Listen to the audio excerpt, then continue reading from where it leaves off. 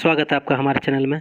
आज हम पढ़ने वाले हैं क्लास 10 का मॉडल पेपर झारखंड बोर्ड के द्वारा जारी की गई है, उसका सब्जेक्टिव सॉल्यूशन देखेंगे। ठीक है, ऑब्जेक्टिव हमने पिछले वीडियो में देख लिए थे। आज हम लोग सब्जेक्टिव क्वेश्चन सारा देखेंगे। ठीक है, तो आइए हम लोग खंड ख से शुरू करते हैं। खंड ख में है अति लघुत्तरीय प्रश्न। ठीक है, इसमें से आपको 6 प्रश्नों का उत्तर देना है और प्रत्येक प्रश्नों में आपको 2 नंबर मिलेंगे, मतलब 6 दूना 12 नंबर मिलेंगे। ठीक है, आइए पहला प्रश्न देखते हैं। पहला प्रश्न है, उद्धव के व्यवहार की तुलना किससे की गई है? उद्धव के व्यवहार की तुलना किससे की गई है? ठीक है, देखिए उत्तर देखते हैं। उद्धव के व्यवहार की तुलना भौरे से की गई है। भौरा जैसे काला है वैसा ही उद्धव का मन है, इसलिए गोपियों को कृष्ण को भूलने कहकर निर्गुण उपासना का संदेश देते हैं। प्रथम पद में हम देखते हैं कि उद्धव की तुलना कमल के पत्ते एवं तेल की गगरी से की गई है, जिन पर जल की बूंदों का प्रभाव नहीं पड़ता है। ठीक है, वैसे उद्धव पर भी प्रेम का प्रभाव, कोई प्रभाव कृष्ण के साथ रहने पर भी नहीं पड़ा है। ठीक है, चलिए अगला क्वेश्चन देखते हैं। उत्साह, अगला क्वेश्चन क्या है? उत्साह कविता में कवि बादल को गरज कर बरसने के लिए क्यों कह रहा है? ठीक है, उत्तर देखते हैं। कवि धरती पर बड़ा बदलाव चाहता है। ठीक है, इसके अलावा व्यक्ति अथवा अन्य जीवों में उत्साह, उमंग और जोश भी भरना चाहता है। ठीक है, इसलिए कवि बादल को गरज कर बरसने के लिए कह रहा है। ठीक है, अगला क्वेश्चन देखते हैं। बच्चे की क्या है क्वेश्चन? बच्चे की दंतुरित मुस्कान का कवि के मन पर क्या प्रभाव पड़ा है? ठीक है, तो देखिए उत्तर देखते हैं। बच्चे की दंतुरित मुस्कान का कवि के मन पर सकारात्मक प्रभाव पड़ा है। ठीक है, उसे जीवन के प्रति नई आस जगने लगती है, उसे जीवन की संजीवनी बूटी मिल जाती है और जिजीविषा से भर जाते हैं। ठीक है, चलिए अगला क्वेश्चन देखते हैं। अगला क्वेश्चन है 34 नंबर। 34 नंबर प्रश्न देखेंगे। अगला क्वेश्चन देखिए, अगला क्वेश्चन क्या है? गिरिजा माथुर अथवा यशपाल की किन्हीं 2 रचनाओं के नाम बताएं। ठीक है, देखिए तो गिरिजा माथुर का 2 रचना है छाया मत छूना और मंजीर। ठीक है, और यशपाल का 2 रचना है लखनवी अंदाज और अप्सरा। ठीक है, चलिए अगला क्वेश्चन देखते हैं। 35 नंबर क्वेश्चन क्या है? नेताजी की मूर्ति का निर्माण किसने कराया था? ठीक है, उत्तर देखते हैं। यह नेताजी की प्रतिमा जो थी कस्बे के ही हाई स्कूल के एक ड्राइंग मास्टर मोतीलाल जी के द्वारा बनाया गया था। ठीक है, चलिए अगला क्वेश्चन देखते हैं। बाल गोविंद भगत की टोपी कैसी होती थी? ठीक है, तो उनकी टोपी जो है कबीर पंथियों की जैसी होती थी। ठीक है, चलिए अगला क्वेश्चन देखते हैं। 37 नंबर लखनवी क्वेश्चन क्या है देख लेते हैं एक बार। लखनवी अंदाज पाठ में लेखक ने 2nd क्लास का टिकट क्यों खरीदा था? ठीक है, चलिए उत्तर देखते हैं। लेखक को नई कहानी और नए पात्रों की तलाश थी। उन्हें लगता था कि ट्रेन में सफ़र करने के क्रम में, खिड़कियों से प्राकृतिक नज़ारा देखने के क्रम में नई कहानी एवं नए पात्र मिल जाएंगे, इसलिए उन्होंने 2nd क्लास का टिकट खरीदा था। ठीक है, चलिए कवियों के लिए कहावत है, जहाँ ना पहुँचे रवि वहाँ पहुँचे कवि। ठीक है, तो कवि हर चीज़ में एक रचना ढूंढती है। ठीक है, चलिए अगला क्वेश्चन देखिए अगला पार्ट है, अगला सेक्शन है हमारा खंड ख जो है। इसमें लघु उत्तरीय प्रश्न हो जाएगा, अति नहीं रहेगा। ठीक है, अति तो हम लोग देख लिए हैं। इसमें से आपको किन्हीं 6 प्रश्न का उत्तर देना है। एक मिनट चलिए 38 नंबर प्रश्न देखते हैं। परिमल क्या है? ठीक है, परिमल क्या है? ठीक है, देखिए 10 दिसंबर 1944 को प्रयाग विश्वविद्यालय के साहित्यिक अभिरुचि रखने वाले कुछ उत्साही युवकों द्वारा परिमल की स्थापना की गई थी। परिमल द्वारा अखिल भारतीय स्तर की गोष्ठियाँ आयोजित की जाती थी, जिनमें कहानी, कविता, उपन्यास, नाटक आदि पर खुली आलोचना एवं उन्मुक्त बहस की जाती थी। ठीक है, चलिए अब हम लोग खंड ग में आएंगे। ठीक है, यहाँ से थोड़ा सा मिस्टेक हो गया था, ये यहाँ पर नहीं होगा ये सब। ठीक है, ये मिस प्रिंटिंग हो गया था। ठीक है, चलिए यहाँ से हम लोग देखते हैं। ठीक है, खंड ग यहाँ है लघुत्तरीय प्रश्न, लघुत्तरीय खंड का लघुत्तरीय प्रश्न। इनमें से आपको 6 प्रश्नों का उत्तर देना है, जो कि 3 नंबर का रहेगा, 18 नंबर का है टोटल। ठीक है, चलिए क्वेश्चन देखते हैं। 39 नंबर क्वेश्चन क्या है? 39 नंबर प्रश्न है, मर्यादा न लही के माध्यम से कौन सी मर्यादा रहने की बात की जा रही है। ठीक है, देखिए इसका उत्तर देखते हैं। प्रेम की बात कहे तो इसकी सबसे बड़ी मर्यादा है कि प्रेमी और प्रेमिका दोनों प्रेम निभाए, एक दूसरे की भावनाओं को समझे और सम्मान करें। किंतु कृष्ण ने गोपियों से प्रेम निभाने के स्थान पर उनके लिए कड़वी ककड़ी, उनके लिए कड़वी ककड़ी है यहाँ पर, कड़वी ककड़ी के समान योग साधना का संदेश उद्धव के माध्यम से भेज दिया, जो कि गोपियों की नज़र में एक प्रकार से छल था। इसी छल को गोपियों ने समझा कि कृष्ण ने हमारे प्रेम की मर्यादा नहीं रखी। ठीक है, चलिए अगला क्वेश्चन देखते हैं। 40 नंबर क्वेश्चन। 40 नंबर क्वेश्चन है, आपके विचार से माँ ने ऐसा क्या कहा कि लड़की होना पर लड़की जैसी मत दिखाई देना। ठीक है, चलिए उत्तर देखते हैं। लड़की होना पर लड़की जैसी मत दिखाई देना, माँ ने ऐसा इसलिए कहा क्योंकि वह लड़कियों पर हो रहे अत्याचार शोषण से उसे बचाना चाहती है। लड़की अपने नारी सुलभ गुणों सरलता, निश्चलता, विनम्रता आदि गुणों को बनाए रखें, परंतु वह इतनी कमज़ोर भी ना हो कि लड़की समझकर ससुराल के लोग उसका शोषण करने लगे। लड़की भावी जीवन की कठिनाइयों का साहसपूर्वक मुकाबला कर सके। ठीक है, चलिए अगला क्वेश्चन देखते हैं। 44 नंबर प्रश्न क्या है। 44वां प्रश्न है, संगतकार के माध्यम से कवि किस प्रकार के व्यक्तियों की ओर संकेत करना चाह रहा है। ठीक है, देखिए संगतकार के माध्यम से कवि कला अथवा किसी भी क्षेत्र में सहायक की भूमिका निभाने वाले व्यक्तियों की ओर संकेत करना चाह रहा है। कवि का मानना है कि संगतकार जैसे सहायक लोग किसी भी क्षेत्र में प्रमुख व्यक्तियों के महत्व को बढ़ाने के लिए अपना जीवन समर्पित करते हैं, लेकिन उन्हें उतना महत्व नहीं मिलता जितना मुख्य भूमिका में रहने वाले लोगों को मिलता है। ठीक है, चलिए अगला क्वेश्चन देखते हैं। अगला क्वेश्चन है, सेनानी ना होते हुए भी चश्मे वाले को लोग कैप्टन क्यों कहते थे। ठीक है, चलिए इसका उत्तर देखते हैं। चश्मे वाला एक चश्मे वाला एक साधारण बहुत बूढ़ा मरियल सा लंगड़ा व्यक्ति था। ठीक है, जिसमें देशभक्ति की भावना कुट कुट कर भरी हुई थी। वह गांधी टोपी पहनता था और काले रंग का चश्मा लगाता था। उसे नेताजी की बिना चश्मे वाली मूर्ति अच्छी नहीं लगती थी, इसलिए नेताजी की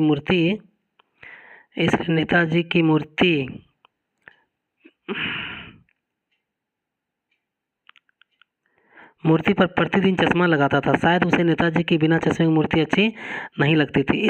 उसकी इसी श्रद्धा को देखकर लोग उसे कैप्टन कहते थे। ठीक है, चलिए अगला क्वेश्चन देखते हैं। 43 नंबर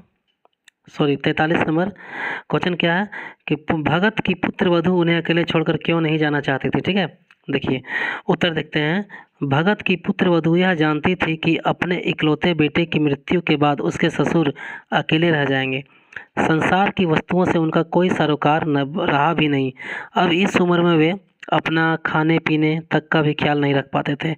बीमार पड़ने पर उनकी सेवा कौन करेगा, यह सब सोचकर वह बाल गोविंद भगत के साथ ही रहना चाहती थी, उन्हें अकेला नहीं छोड़ना चाहती थी। ठीक है, चलिए अगला क्वेश्चन देखते हैं। 44 नंबर प्रश्न है, बिस्मिल्लाह खान को काशी का नायाब हीरा क्यों कहा जाता है। ठीक है, देखिए उत्तर देखते हैं। काशी विभिन्न संस्कृति एवं धर्मावलंबियों का स्थान है।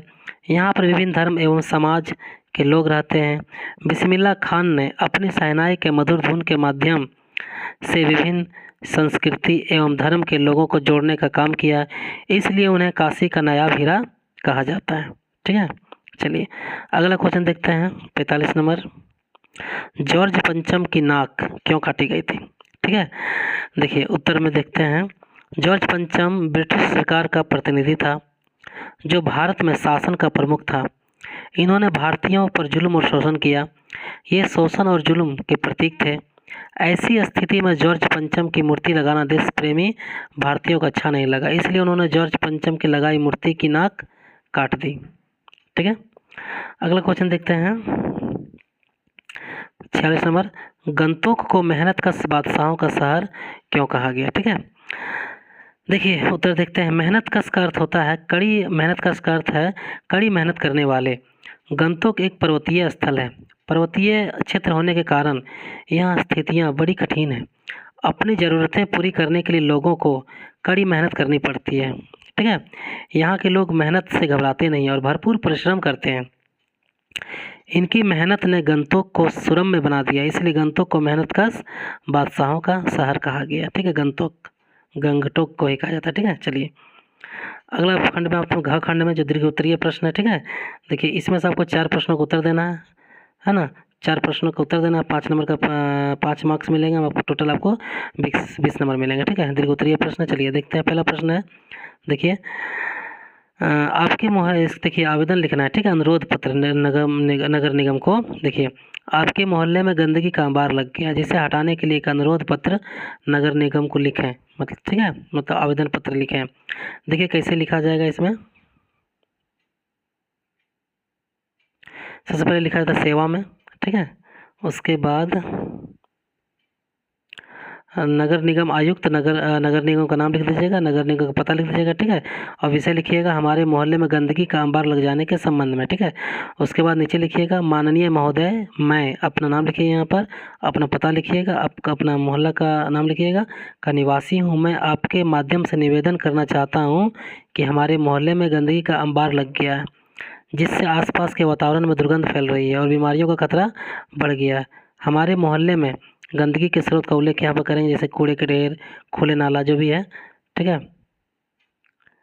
आदि के कारण गंदगी लगातार बढ़ रही है। इससे न केवल हमारे मोहल्ले की सुंदरता खराब हो रही है, बल्कि सेहत के लिए भी खतरा पैदा हो रहा है। मैं आपसे अनुरोध करता हूँ, आप इस समस्या पर तुरंत ध्यान दें और हमारे मोहल्ले की सफाई का कार्य करवाएं। हम चाहते हैं कि हमारे मोहल्ले को स्वच्छ और स्वस्थ बनाया जाए। ठीक है, और नीचे लिखिएगा आपकी शीघ्र कार्रवाई की आशा में भाव दिए, और नीचे अपना नाम लिखिएगा। ठीक है, और अपना नंबर दे दीजिएगा और डेट दे दीजिएगा। ठीक है, चलिए अगला क्वेश्चन देखते हैं। विज्ञापन है 48 नंबर में, साबुन बनाने वाली कंपनी की ओर से 50 शब्दों में आपको विज्ञापन लिखना है। ठीक है, देखिए विज्ञापन जो होता है आकर्षक लिखना चाहिए। ठीक है, उसमें लिखिएगा चमकती त्वचा का राज, हमारा साबुन दे आपको कोमल और चमकदार त्वचा। प्राकृतिक तत्वों से भरपूर यह साबुन आपकी त्वचा को गहराई से साफ करता है और उसे पोषण देता है। आज ही आजमाएं और महसूस करें। कंपनी का नाम लिख दीजिएगा। ठीक है, और कॉन्टैक्ट नंबर भी दे सकते हैं। ठीक है, कॉन्टैक्ट नंबर दे दीजिएगा। ठीक है, चलिए अगला क्वेश्चन देखते हैं। 49 नंबर क्वेश्चन क्या है, माता का आंचल पाठ में बचपन की कैसी तस्वीर बनती है। ठीक है, देखिए उत्तर देखते हैं। माता का आंचल पाठ में बचपन की मनोरम झांकी प्रस्तुत की गई है। लेखक ने बताया है कि उसे बचपन में अपने पिता और माता का अपार स्नेह मिला। वे अधिकतर समय अपने पिता के साथ व्यतीत करते थे, इस कारण उनके पिता के साथ उनका मित्रवत संबंध स्थापित हो गया था। माँ ने अपने पुत्र भोलानाथ पर असीम ममता लुटाई है। अपने बचपन के संगी साथियों के साथ उन्होंने अनेक प्रकार के खेल खेले, शरारतें की, मस्ती की। बचपन में वे हमेशा खेल ही खेलते रहते थे। उन खेलों में अंत में पिताजी के शामिल होने पर सब शर्मा कर भाग जाते थे। वे रास्ते में आते जाते लोगों को कुछ बोलकर चिढ़ाया भी करते थे। इस प्रकार कहा जा सकता है कि लेखक ने हुल्लड़बाजी, मस्ती और खेल से भरपूर बचपन की तस्वीर प्रस्तुत की है। ठीक है, चलिए अगला क्वेश्चन देखते हैं। 50 नंबर क्वेश्चन क्या है, जितेंद्र नार्गे की गाइड की भूमिका के बारे में विचार करते हुए लिखिए कि कुशल गाइड में क्या गुण होते हैं। ठीक है, चलिए देखिए जितेंद्र नार्गे में कुशल गाइड के सभी गुण प्रचुर मात्रा में थे। एक कुशल गाइड को अपने क्षेत्र की भौगोलिक स्थिति तथा विभिन्न स्थानों के महत्व तथा उनसे जुड़ी रोचक जानकारियों का ज्ञान भी होना चाहिए। जैसा जितेंद्र नार्गे को पता है कि गाइड फिल्म की शूटिंग लॉन्ग स्टॉक में हुई है, इससे पर्यटकों का मनोरंजन होता है और उनके स्थान में रुचि भी बढ़ जाती है। गाइड के साथ साथ नार्गे ड्राइवर भी था, अतः कहाँ रुकना है यह निर्णय वह स्वयं करने में समर्थ था। गाइड में सैलानियों को प्रभावित करने की रोचक शैली होनी चाहिए जो उसमें थे। मतलब हर चीज़ के बारे में एक्सप्लेन करना उसको कि ये जगह कैसा है, यहाँ पर गाइड फिल्म का शूटिंग हुआ था, तो लोगों में एक जागरूकता उत्पन्न होती है। एक योग गाइड क्षेत्र के जनजीवन की गतिविधियों की जानकारी रखता है और संवेदनशील भी होता है।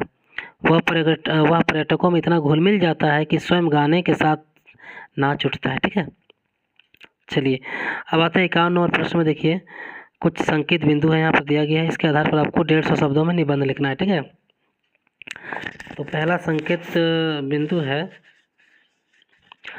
विज्ञान मतलब लिखना क्या है, देखिए विज्ञान, अभिशाप या वरदान, ठीक है। संकेत बिंदु है प्रस्तावना, महत्व एवं प्रभाव, वरदान, अभिशाप, दृष्टिकोण, उपसंहार, ठीक है। ये सब संकेत बिंदु आपका, ठीक है। विज्ञान, अभिशाप और वरदान ये आपका टॉपिक है, ठीक है। चलिए अब देखते हैं प्रस्तावना, देखते हैं सबसे पहले क्या है। देखिए विज्ञान मानव सभ्यता का सबसे बड़ा आविष्कार है। यह हमारे जीवन को आसान बनाने और मानव जीवन की गुणवत्ता में सुधार करने में महत्वपूर्ण भूमिका निभाता है, लेकिन साथ ही इसका दुरुपयोग भी मानवता के लिए खतरा बन जाता है। इसलिए यह प्रश्न उठता है कि विज्ञान अभिवरदान है या अभिशाप है, ठीक है। चलिए अगला पॉइंट संकेत बिंदु महत्व एवं प्रभाव। देखिए विज्ञान ने हमारे जीवन में क्रांतिकारी परिवर्तन लाए हैं। चिकित्सा क्षेत्र में विज्ञान ने कई गंभीर बीमारियों का इलाज ढूंढ निकाला है, जिससे मानव जीवन की उम्र बढ़ी है। संचार के क्षेत्र में विज्ञान ने दुनिया को एक छोटा सा गांव बना दिया। कृषि क्षेत्र में विज्ञान ने खाद्य उत्पादन में वृद्धि की है, जिससे खाद्य सुरक्षा सुनिश्चित हुई है, ठीक है। अगला संकेत बिंदु है वरदान। विज्ञान ने हमें कई तरह के लाभ पहुंचाए हैं, जैसे कि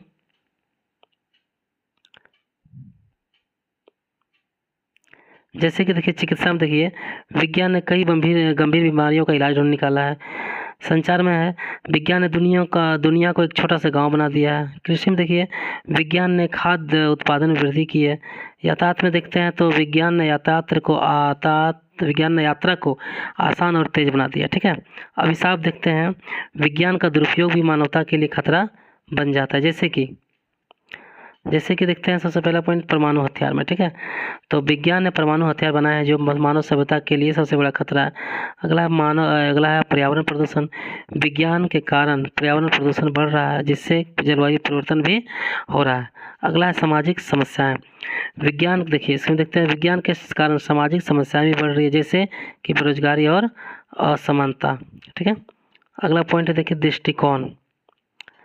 दृष्टिकोण में एक विज्ञान वरदान भी है और अभिशाप भी है। यह किस रूप में हमारे सामने आएगा, यह इस बात पर निर्भर करता है कि हम इसका उपयोग कैसे कर सकते हैं। यदि हम विज्ञान का उपयोग मानव कल्याण के लिए करते हैं तो यह हमारे लिए वरदान साबित होगा, लेकिन यदि हम इसका उपयोग विनाश के लिए करते हैं तो यह हमारे लिए अभिशाप बन जाएगा, ठीक है। अब आते हैं उपसंहार में, ठीक है। देखिए विज्ञान एक शक्तिशाली उपकरण है। यह हमारे हाथ में है कि हम इसे कैसे इस्तेमाल करते हैं। हमें विज्ञान का उपयोग मानव कल्याण के लिए करना चाहिए और इसका दुरुपयोग करने से बचना चाहिए, ठीक है। चलिए अगला पॉइंट है, अगला क्वेश्चन है ख नंबर क्या है, झारखंड की प्राकृतिक सुषमा पर निबंध लिखना, ठीक है। आपका संकेत बिंदु प्रस्तावना, भौगोलिक परिविशेषताएं, प्रमुख आकर्षण, खनिज संसाधन, जैव विविधता, पर्यटन एवं रोजगार, चुनौतियां और समाधान, उपसंहार, ये सब का संकेत बिंदु, ठीक है।